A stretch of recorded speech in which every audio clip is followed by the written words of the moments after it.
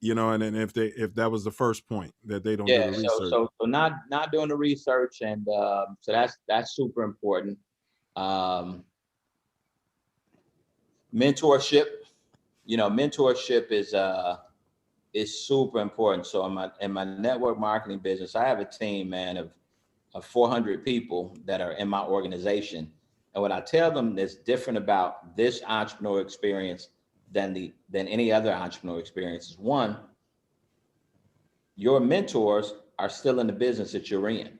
Mm-hmm. And so for them to be able to give you play by play what needs to be done, what's worked for them, they've gone through everything you've gone through, that's invaluable. And so whatever you want to do, finding a mentor is super duper important to what you're doing. And so if you're an entrepreneur, you're looking to do something, and a mistake that people make is you don't seek anyone out, is doing what you're doing. And again, it's being an entrepreneur is all about where can you cut mistakes, right? Where can you cut the mistakes? Because mistakes can also, they can be time and money. And those are two things you can't, money, yeah, you can get back. The time you can't get back. Can't get back.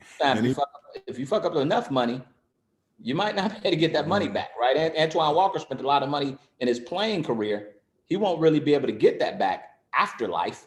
He can still make money, but not the type of money that you make being an NBA ball player. Man, not to mention the money you could have made off that money. See, that's the whole dynamic of money, man. Absolutely, bro. Spot on. Well, you were mentioning investments, and I think we kind of got away from that. I'm sorry, Kat. Stock market and people doing different investments at early ages as opposed to us.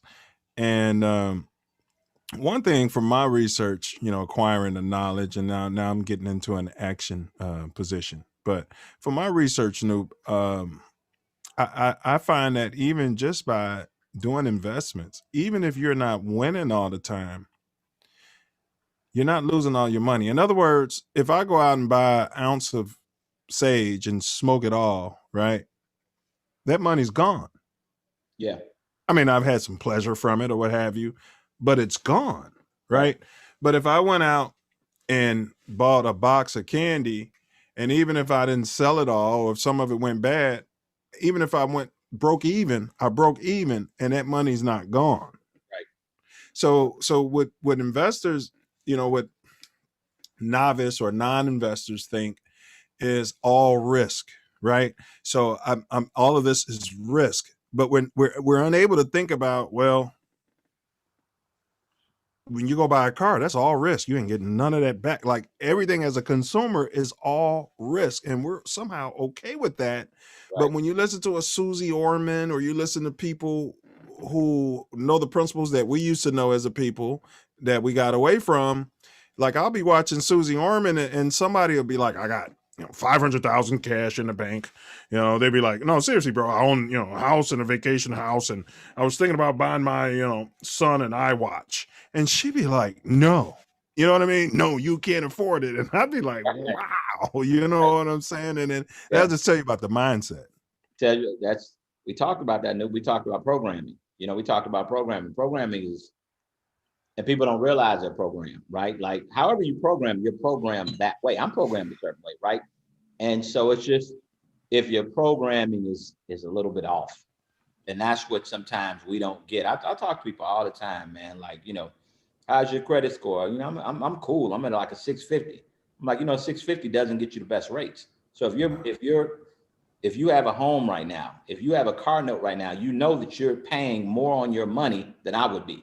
I could have your same home and your same car, and they charge you more. They're pimping you. Right? Not to mention, you can get it up and then possibly get it refinanced and still save money. Right? That's what you want to do. But the reality is, because we're not, one of the things, it wasn't me for a long time, but within the last couple of years, I run my personal life like a business as well. You know what I'm saying? So I've heard this. Go ahead. Tell me more. I super run it. I run all my numbers, bro. Everything that's going out, I got it in my spreadsheet, and I know exactly what I'm spending and what's coming in, and I'm running like a business. Like, where can we cut costs? So, stars, Okay, power's off. Let's kill stars. That'll give me back $10 a month. It'll be off for 6 months. That'll give me $60 back into my household. That right? You could invest possibly. That I can invest possibly, right? And you can, if you focus on running you like a business, wonders can happen, bro. It really set me off. Actually, after I'd done a real estate run for about 89 years, where I was a developer, etc. And it was one day I was living in the West Loop. Good. This is the rooftop parties you're talking about. I mean, it doesn't get no greater. But I was renting. I was renting at a tune of about $3,000 a month. And when I looked and put all of my shit in the spreadsheet, I'm saying, man, on the rent, you're paying $36K a month. And when I looked at the other bill, I said a year, and I said, man, you're paying all of these other shorty bills. I said, well, wow, but you're not getting $36,000 of equity, and you're not able to write off any interest from that $36,000 you're paying. And so again, goes back to the information, right? And I knew this already, but you're hustling wrong. And that's when it came paramount to me, like, get your credit right, do this, do that. Make sure that 36,000, that's going into a certain amount of equity. And that's what we miss, man. And so the theme of this conversation we having, bro, is opt into the information. Yeah. And know that you don't know, sir. And that it can change your life, bro. It can absolutely change your life if you actually embrace information wherever you're at. Any myths about the being a Black entrepreneur or entrepreneur period that you can clear up, that you'd like to clear up? Any fantasies or myths or anything?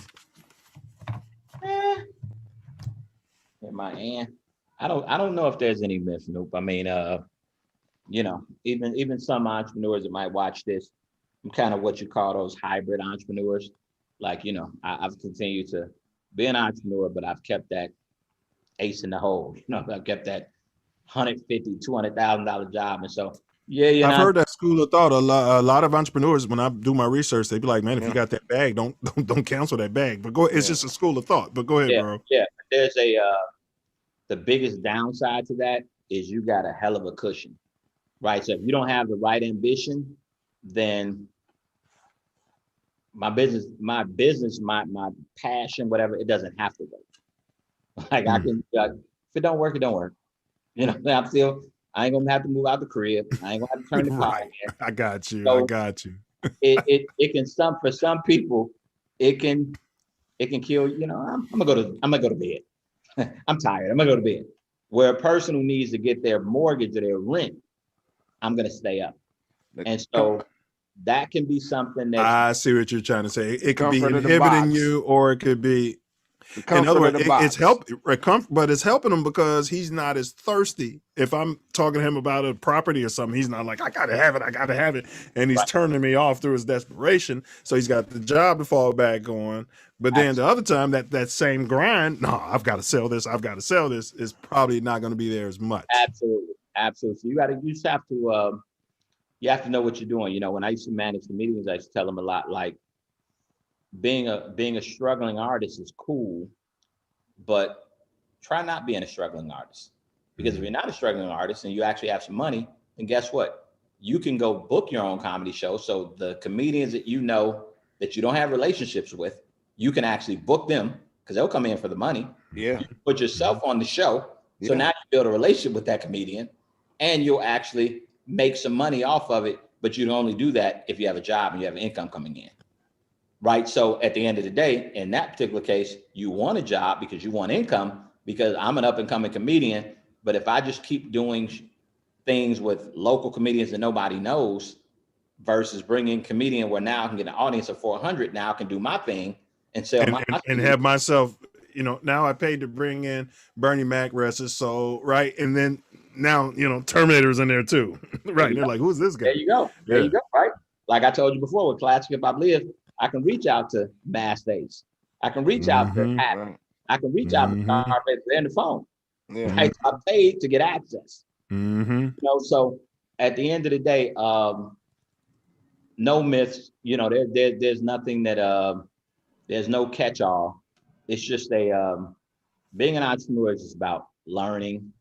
It's about having experience, and it's about taking the ride. It's about enjoying. You enjoy the ride more than others, right? And that ride it can be up, it can be down, but at the end of the day, you feel like you're more in control than other folks, right? And so for entrepreneurs, they like to be more in control than into their destiny than other people may be. Okay. Now we got about 10 minutes left, bro, because I told you on time, and we're looking good. We're looking good. Any family quotes, scriptures, words of wisdom that you might be able to hang your hat on, anything your dad, or grandma, anybody like that might have been dropping on y'all? Nah, bro. I not really. Anything you hang your hat on, like you're walking around, like, knowledge is power, or anything like that, you know what I'm saying? That, no mantras? Nah, man. Nah, man. Right. Like, first mantra, I want to tell you, I said it on my call last night. That's the only way I'm saying it now. It's like opt into the information. Like I don't really have mantras, but I believe in that so much because information everybody has access to. We on YouTube, airing this right now. Everybody has everybody has access to information. Go get it and then start working out. A lot of times when I talk to a lot of people and they reworking. Mm-hmm. You think when Rockefeller started Rockefeller, they think they'd be into clothing and liquor. That wasn't even the idea. We wanted to make dope albums. We wanted to make dope music. But in business, sometimes you start and then opportunities present themselves. And so sometimes, so Gary V, I don't know how to pronounce Gary V's last name, but Gary V is also kind of a virtual mentor. If you check him out, he has I don't know, about 10 letters in his last name. But Gary V, there was a clip I watched one time. He does talks and TED Talks or whatever. He was talking to somebody in the audience, and they were like, well, I'm an entrepreneur, and sometimes it's just hard for me to get started because I don't know where to go and blah blah blah. And he was like, well, and based off what dude said, he was like, you know what, you'd be my great number 4. And motherfucker kind of looking, he was like, you'd be a great executive to hire my company because you need to know all the shit. He's like, an entrepreneur that actually goes out to the forest, they don't know where the fuck they going, man, and they cool with it. They gonna figure it out. You know what I'm saying? And he was like, so your mindset is the mindset of a great executive.